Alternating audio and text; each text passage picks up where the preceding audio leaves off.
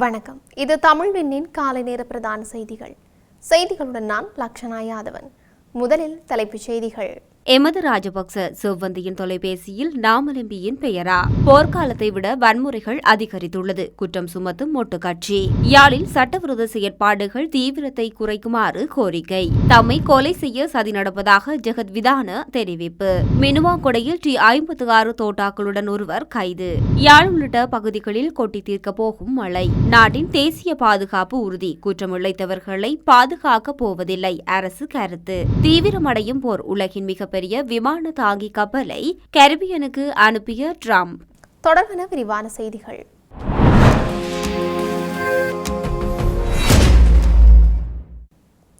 செவ்வந்தியின் தொலைபேசியை பரிசோதித்தவர்களிடம்தான் எனது பெயர் எவ்வாறு உள்ளது என்று கேட்க வேண்டும் என்று நாடாளுமன்ற உறுப்பினர் நாமல் ராஜபக்ச தெரிவித்துள்ளார். இசாரா செவ்வந்தியின் தொலைபேசியில் உங்கள் பெயர் எவ்வாறு சேவ் பண்ணப்பட்டிருக்கும்? ஊடகவியலாளர் ஒருவர் எழுப்பிய கேள்விக்கு பதிலளிக்கும் போதே அவர் இவ்வாறு குறிப்பிட்டுள்ளார். செவ்வந்தியின் தொலைபேசியை பார்ப்பதற்கு பலரும் ஆவலாக உள்ளனர் போல் தான் தெரிகின்றது.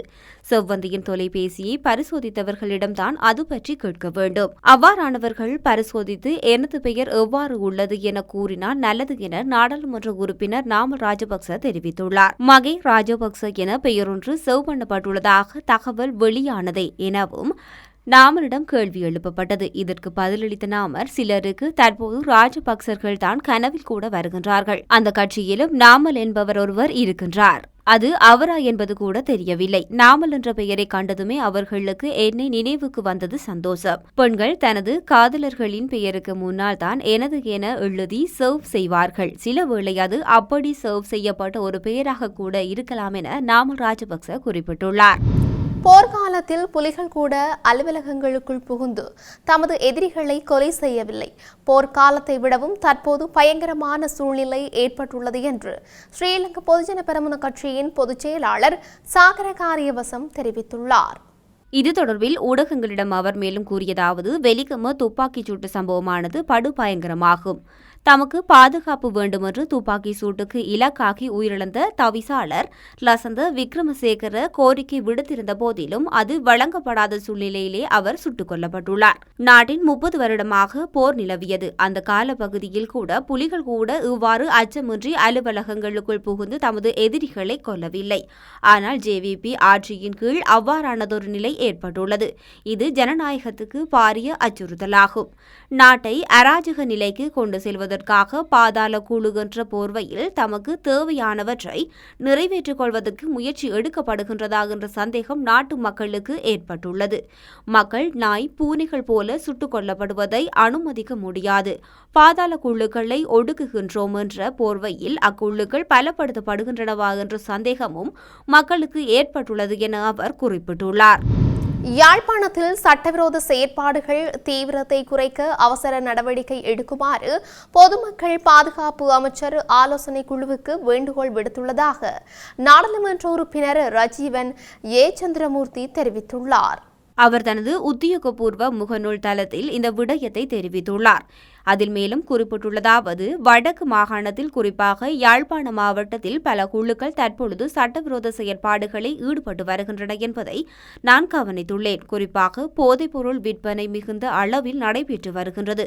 இந்த போதைப்பொருள் விற்பனையில் இருந்து பெறப்படும் பணம் சமூக சட்டவிரோத செயற்பாடுகளுக்கு பயன்படுத்தப்படுவதுடன் மீட்டர் வட்டி வணிகம், ஆழ்கடத்தல், கட்ட பஞ்சாயத்து, குழுச்சண்டைகள் போன்ற குற்றச் செயல்களிலும் சிலர் ஈடுபட்டு வருகின்றனர். இச்செயற்பாடுகள் தற்பொழுது பொது இடங்களிலும் சந்தைகளிலும் பரவலாக நடைபெறுவதால் அப்பாவி மக்களின் பாதுகாப்பு ஆபத்துக்குள்ளாகியுள்ளது. இதன் விளைவாக பாலியல் வன்முறை, கொலைகள், தற்கொலைகள் மற்றும் உளவியல் பாதிப்புகள் அதிகரித்து வருகின்றன. குற்றச் செயற்பாடுகளை தடுக்க உடனடி விசேட நடவடிக்கைகள் எடுக்கப்பட வேண்டும். குறிப்பாக இக்குழுக்களுடன் தொடர்புடையவர்களின் வங்கிக் கணக்குகள், சொத்துக்கள் மற்றும் வருமான மூலகங்களை விசேடமாக கண்காணித்து சட்டவிரோதமாக சேகரிக்கப்பட்ட பணம் அரசுடைமையாக்கப்பட வேண்டும் என நான் வலியுறுத்துகின்றேன். இந்த நடவடிக்கைகள் வடக்கு மக்களின் பாதுகாப்பையும் சமூக நலனையும் உறுதிப்படுத்தும் என்பதில் நான் உறுதியுடன் இருக்கின்றேன். இது இளைஞர்களை போதைப்பொருள் பழக்கத்திலிருந்து காப்பாற்றவும் சமூகத்தில் அமைதி மற்றும் நம்பிக்கை நிலைநாட்டவும் உதவும் என அவர் குறிப்பிட்டுள்ளார்.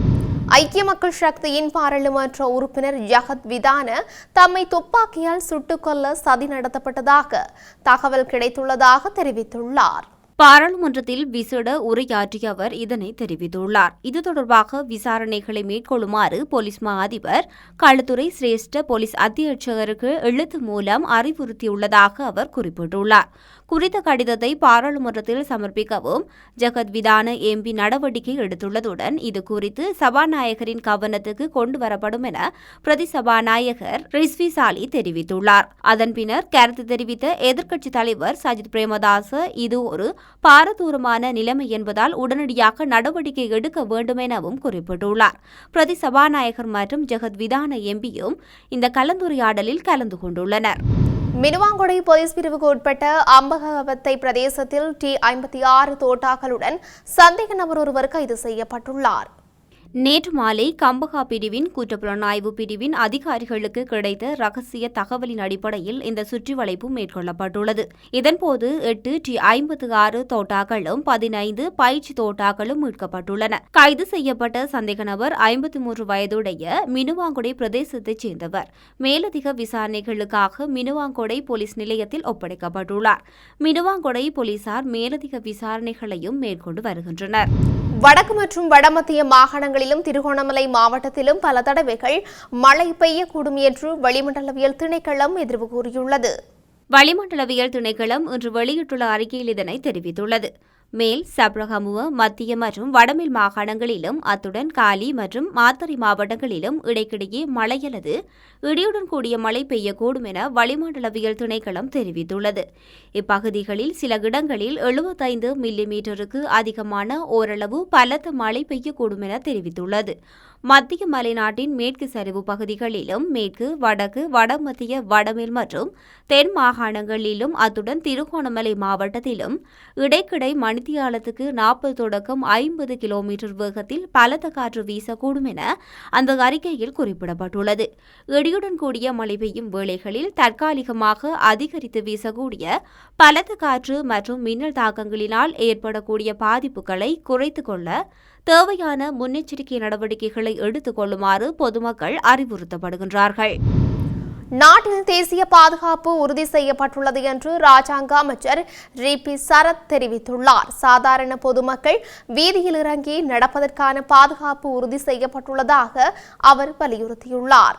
சாதாரண மக்கள் மீது துப்பாக்கிச்சூடு நடத்தப்படுவதில்லை என அவர் சுட்டிக்காட்டியுள்ளார். தற்போதைய அரசாங்கம் எந்தவொரு பாதாள உலக குழு உறுப்பினர்களையும் பாதுகாக்கப் போவதில்லை என அவர் குறிப்பிட்டுள்ளார்.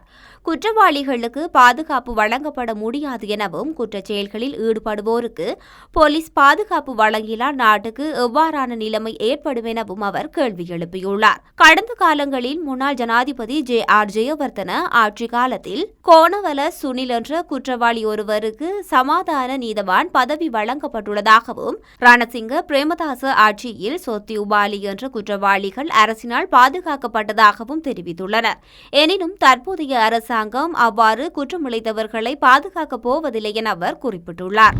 வெனிசுலாவைச் சேர்ந்த போதைப்பொருள் பயங்கரவாதிகளுக்கு எதிரான தனது போரில் ஒரு அதிரடி நடவடிக்கையாக ஜனாதிபதி ட்ரம்ப் உலகின் மிகப்பெரிய விமானம் தாங்கி கப்பலை கரீபியனுக்கு அனுப்ப உத்தரவிட்டுள்ளார். அமெரிக்காவின் USS ஜெரால்ட் R. ஃபோல்ட் என்ற இந்த விமான தாங்கி கப்பலானது கரிபியன் நோக்கி புறப்பட்டுள்ளதாக பென்டகனின் தலைமை செய்தி தொடர்பாளர் தெரிவித்துள்ளார். இந்த USS ஜெரால்ட் R. ஃபோர்ட் கப்பலானது 75க்கும் மேற்பட்ட போர் விமானங்களை தாங்கும் திறன் கொண்டது.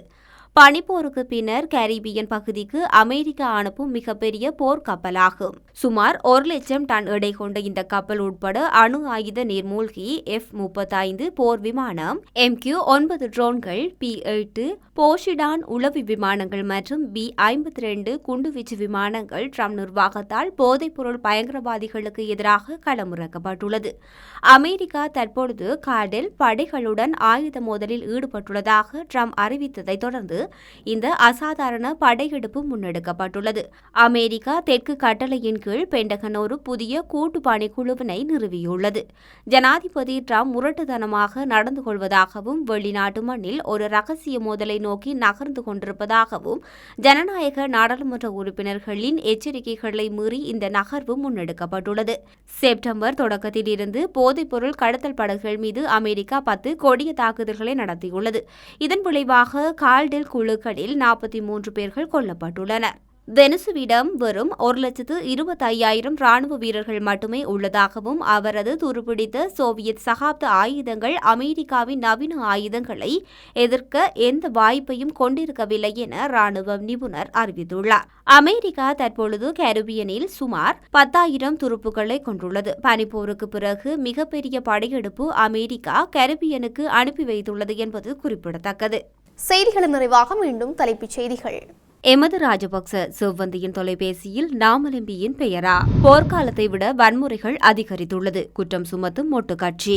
யாழில் சட்டவிரோத செயற்பாடுகள் தீவிரத்தை குறைக்குமாறு கோரிக்கை. தம்மை கொலை செய்ய சதி நடப்பதாக ஜெகத் விதான தெரிவிப்பு. மினுவாங்கொடையில் T56 தோட்டாக்களுடன் ஒருவர் கைது. யாழ் உள்ளிட்ட பகுதிகளில் கொட்டி தீர்க்க போகும் மழை.